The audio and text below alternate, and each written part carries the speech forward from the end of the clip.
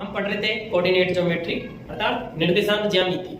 इसके पहले वाली क्लास में हमने देखा था कि किन्हीं भी दो बिंदुओं के मध्य दूरी किस प्रकार से ज्ञात कर सकते हैं, दूरी सूत्र से, जो कि क्या था √x2 - x1 का whole square plus y2 - y1 का होल स्क्वायर।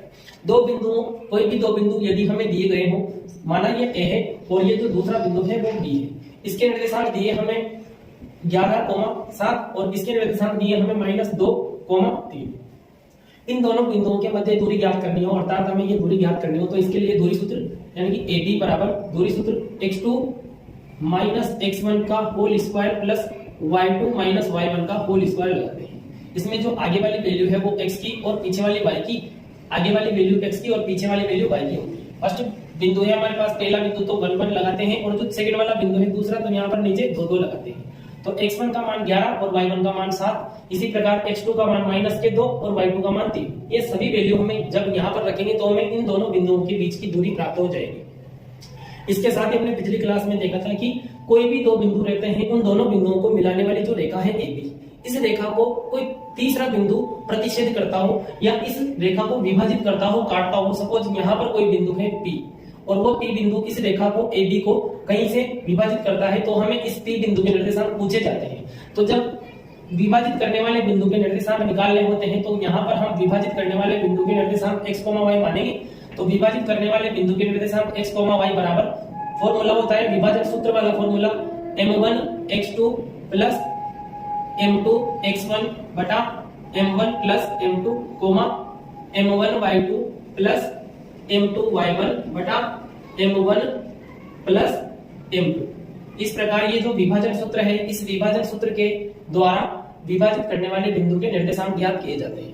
पर शर्त है कि यहाँ पर हमें अनुपात जरूर दिए जाएंगे। अनुपात सपोज यहाँ पर जो भी होता है उसे हम m1 मानते हैं, और इस साइड पर विभाजित करने वाले बिंदु के इस ओर जो भी होता है उसे हम m2 मानते हैं। तो m1 m2 x1 y1 x2 y2 इन सभी वैल्यू को जब हम इस सूत्र में रखेंगे तो हमें विभाजित करने वाले बिंदु के निर्देशांक प्राप्त होंगे। इस चैप्टर में जो प्रश्न बनते हैं वो किन्हीं भी दो बिंदुओं को मिलाने वाली रेखा के मध्य बिंदु के निर्देशांक ज्ञात करने के भी प्रश्न पूछे जाते हैं। अर्थात हमें कोई दो बिंदु दिए गए हैं, सपोज यहाँ पर बिंदु है हमारे पास 2,4 और दूसरा बिंदु है 3,5। इन दोनों बिंदुओं के बीच वाले बिंदु अर्थात मध्य बिंदु के निर्देशांक पूछे गए हैं। सपोज ये जो बिंदु है A वो यहाँ पर है और सेकंड वाला बिंदु भी इस जगह पर स्थित है। इस बिंदु के निर्देशांक माना 2,4 है और जो दूसरा बिंदु है B उसके निर्देशांक माना 3,5 है। तो इन दोनों बिंदुओं को मिलाने वाली रेखा जो है AB, इस रेखा के बीच में यहाँ पर हमने माना कि कोई बिंदु है P। इस बिंदु के निर्देशांक हमें ज्ञात करने हैं, अर्थात ठीक ये जो बिंदु है P वो इन दोनों बिंदुओं के सेंटर पर स्थित है, बीच में स्थित है।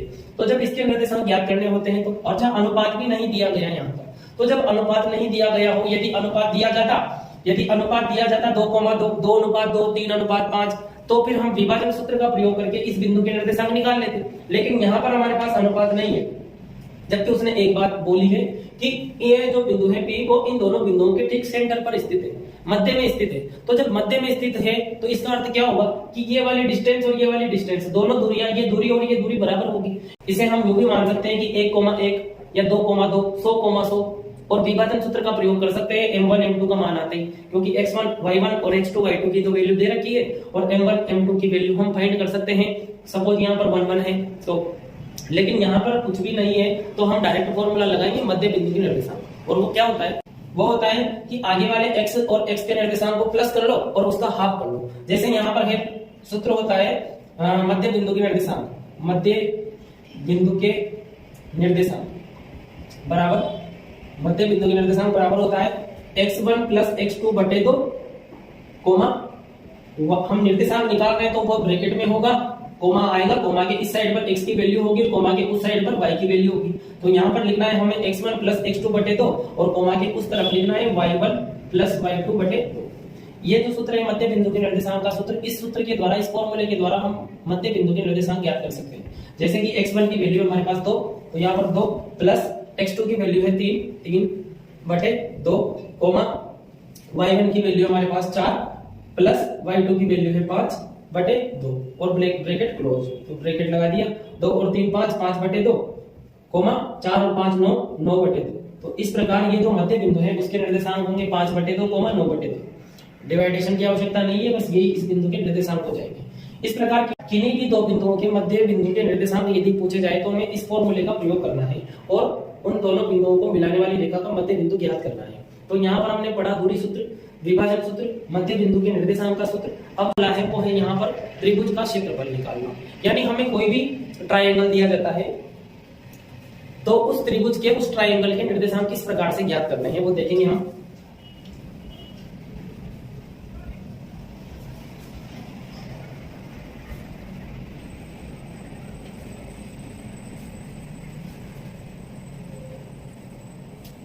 माना कि हमारे पास एक त्रिभुज है और उस त्रिभुज का क्षेत्रफल हमें ज्ञात करना है।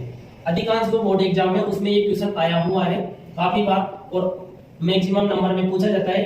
तो इसका क्षेत्रफल किस प्रकार से निकालेंगे? त्रिभुज हमारे पास ये बचपन में हमने एक सूत्र पढ़ा था कि किसी भी त्रिभुज का जब हमें एरिया उसका क्षेत्रफल निकालना होता है तो हम फॉर्मूला लगाते हैं 1/2 इंटू आधार इंटू ऊंचाई। ये जो फॉर्मूला होता है ये होता है समकोण त्रिभुज का क्षेत्रफल निकालने का फॉर्मूला। यानी हम जब किसी भी समकोण त्रिभुज का क्षेत्रफल निकालते हैं तो वहां पर इस सूत्र का प्रयोग किया जाता है जो कि छोटी क्लासों में था।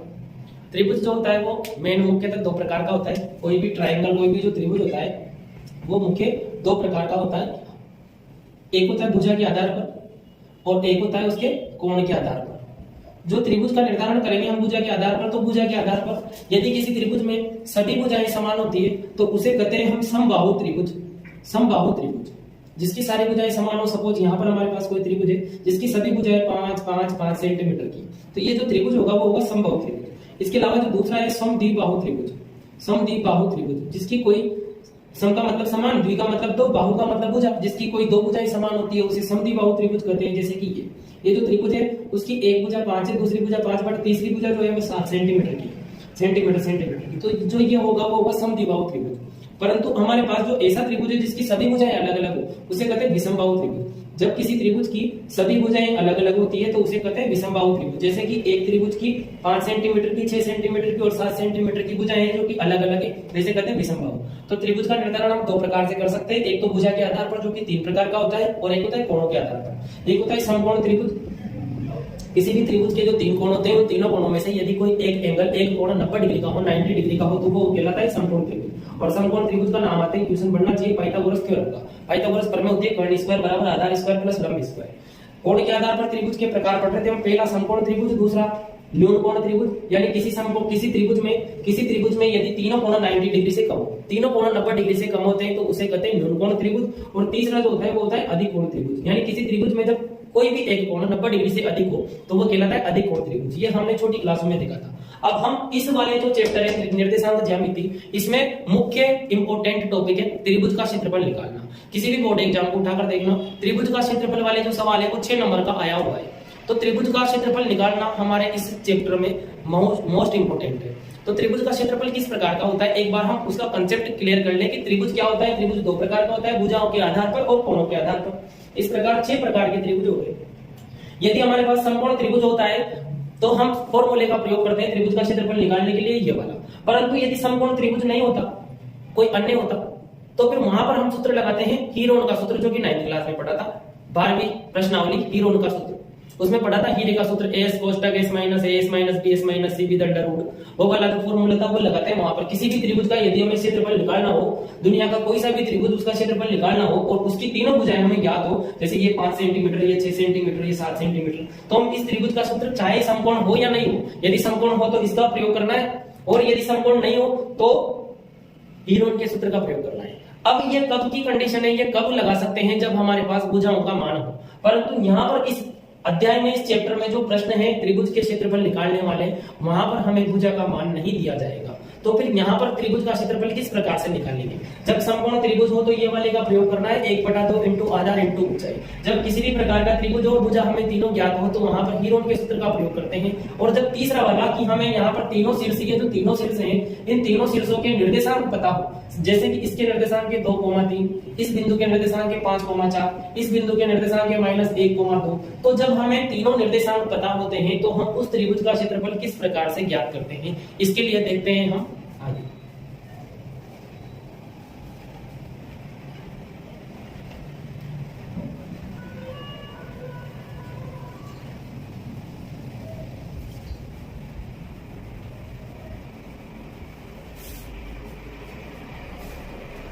निर्देशांक ज्यामिति हम पढ़ रहे हैं, जब किसी त्रिभुज के निर्देशांक दिए गए हो, भुजा नहीं दी गई हो, तो फिर यहाँ पर उस त्रिभुज का क्षेत्रफल किस प्रकार से निकाला जाता है। तो किसी भी त्रिभुज का क्षेत्रफल निकालना हो तो उसके लिए त्रिभुज का क्षेत्रफल फॉर्मूला लगाएंगे, त्रिभुज का क्षेत्रफल बराबर 1/2 ब्रैकेट, यहाँ पर लिखेंगे x1, y2 minus y3 bracket close, plus x2 y2 y3 minus y1 plus x3 bracket y1 minus y2 और ब्रैकेट क्लोज। इस सूत्र का प्रयोग करके हम किसी भी त्रिभुज के निर्देशांक ज्ञात कर सकते हैं, पर अधिकतर जो बच्चे हैं वो इस फॉर्मूले को याद नहीं रख पाते, भूल जाते हैं। तो हमें फॉर्मूला याद नहीं रखना है, हमें ये फॉर्मूला समझना है कि किस प्रकार से ये फॉर्मूला बनता है। यहाँ पर लिखेंगे 1/2 ब्रैकेट, और त्रिभुज में कितने शीर्ष है 3, तो हमें यहाँ पर 3 ब्रैकेट लगाने हैं, इस प्रकार ये 3 ब्रैकेट लगाएंगे और क्लोज कर दो बड़े कोष्ठक से। अब ये जो तीनों ब्रैकेट है यहाँ पर लिखने हैं y minus y, y minus y और y माइनस y। सभी कोष्ठकों के बीच में प्लस और प्लस लगाने हैं। इस कोष्ठक के आगे x लगा देंगे, इस कोष्ठक इस ब्रैकेट के आगे भी x लगा देंगे, और इस वाले जो भी लास्ट में है ब्रैकेट इसके आगे भी x लगा देंगे। सभी ब्रैकेट के आगे हमने x x x लगा दिया और सभी के मध्य में हमने ये प्लस प्लस प्लस का चिन्ह लगा दिया। अब यहाँ पर ये जो पहला x है वहां लिखना है हमें 1, दूसरे नंबर के x के नीचे लिखना है 2 और तीसरे नंबर के नीचे लिखना है x के नीचे 3, यानी कि x1 x2 और x3। अब यहाँ पर जब 1 है तो उसके बाद में हमारे पास जो टेबल बनती है 1 2 3, तो यहाँ लिखेंगे 1 के बाद 2, 2 के बाद 3, इस प्रकार 2 के बाद 3 और 3 के बाद वापस से।